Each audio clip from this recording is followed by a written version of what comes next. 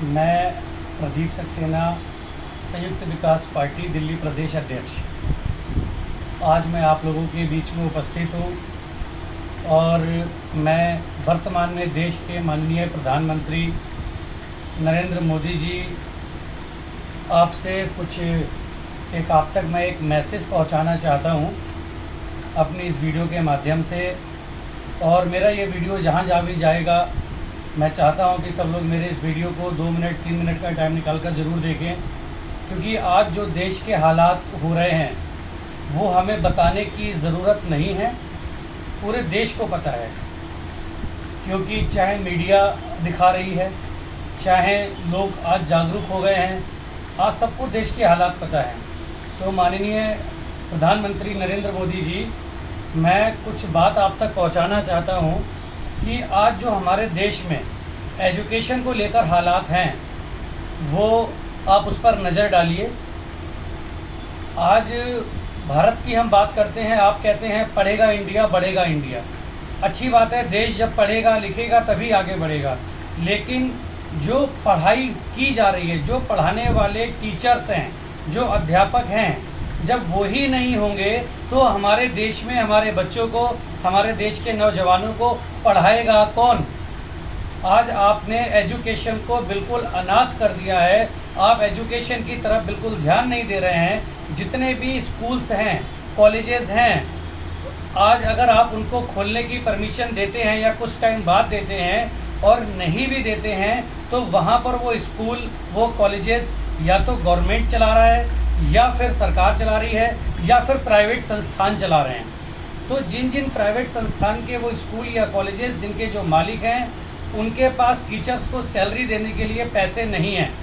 अगर वो पैसा दे भी रहे हैं तो वो उन स्कूल के टीचर्स को तो सैलरी मिल रही है, लेकिन जो institution, coaching centre, computer institute, English language, English speaking, जितने भी ये छोटे छोटे इंस्टीट्यूट्स या बड़े बड़े इंस्टीट्यूट्स जो ये आज इतने बड़े लेवल पर हिंदुस्तान के अंदर काम कर रहे हैं, बच्चों को पढ़ा रहे हैं, लिखा रहे हैं, आज उनकी तरफ आपका बिल्कुल भी ध्यान नहीं है। मेरे पास बिल्कुल ताज़े आंकड़े हैं।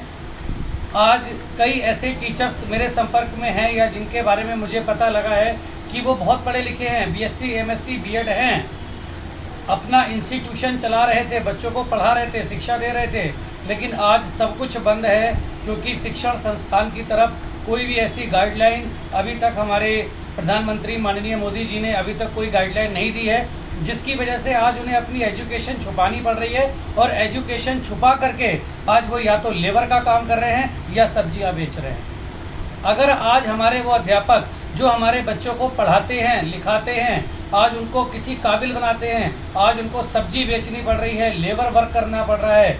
अगर कल को ये अध्यापक ना हुए, ये टीचर्स ना हुए, तो कल को हमारे देश को, हमारे देश के बच्चों को, हमारे परिवार के बच्चों को पढ़ाएगा कौन।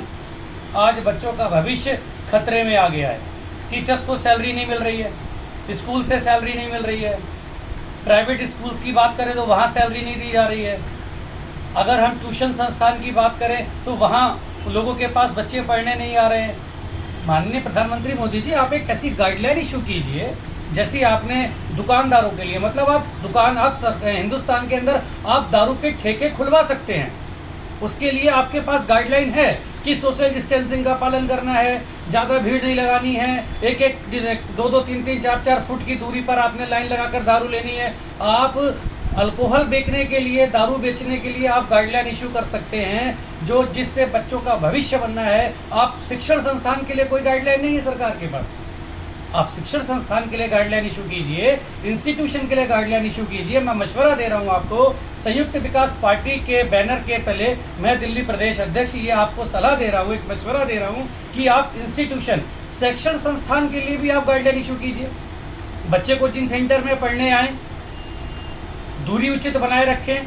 अगर कंप्यूटर संस्थान है तो वहाँ पर बच्चे एक कंप्यूटर पर एक ही बच्चा बैठे, कम से कम 2-2, 3-3 फुट की दूरी पर कंप्यूटर लैब जो चला रहे हैं, जो इंस्टीट्यूशन चला रहे हैं, वो इस चीज़ का ध्यान रखें। आप सोशल डिस्टेंसिंग के हिसाब से आप गाइडलाइन इशू कीजिए। एक बैच में अगर पहले 20 बच्चे पढ़ते थे तो वो 10 बच्चे पढ़ाएं, लेकिन आप कम से कम कोई गाइडलाइन तो इशू कीजिए। आपने तो अनाथ बना दिया है शैक्षिक संस्थान वालों को। अगर आज उन्होंने पढ़ाना छोड़कर आज जो टीचर्स पढ़ा रहे हैं बच्चों को, जिसकी वजह से आज लोग काबिल डॉक्टर, इंजीनियर या गाइडलाइन लेकर कुछ पढ़ लिख कर बन रहे हैं, अगर आज अध्यापकों ने पढ़ाना छोड़ दिया और दूसरा व्यवसाय शुरू कर लिया, तो माननीय नरेंद्र मोदी जी, प्रधानमंत्री जी, मैं आपको इस बात से बिल्कुल क्लियर कट अवगत कराना चाहता हूं, कल आने वाले दिनों में हमारे बच्चों को पढ़ाने के लिए ना तो टीचर होंगे ना अध्यापक होंगे। फिर क्या पढ़ेगा इंडिया, क्या बढ़ेगा इंडिया? फिर हम बढ़ेगा इंडिया सिर्फ हम वर्बली और मीडिया में और हम सोशल मीडिया में खेलते रह जाएंगे। भविष्य हमारे बच्चों का ज़ीरो हो जाएगा, क्योंकि आज ऐसे वक्त में अगर शैक्षिक संस्थान के अध्यापकों का साथ नहीं दिया सरकार ने, तो आने वाले समय में वो अपना धंधा बंद करके, अपना बिजनेस बंद करके, बच्चों को पढ़ाना बंद करके वो किसी दूसरे व्यवसाय में संलिप्त हो जाएंगे। उसके बाद हमारे इन बच्चों को कौन पढ़ाएगा?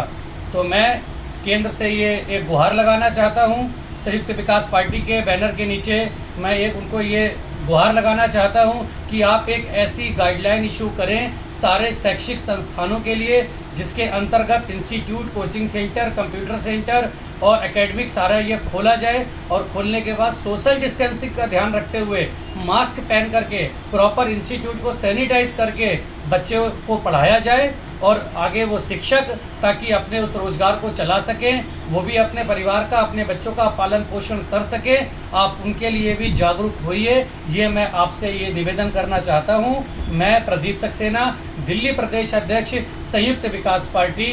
धन्यवाद।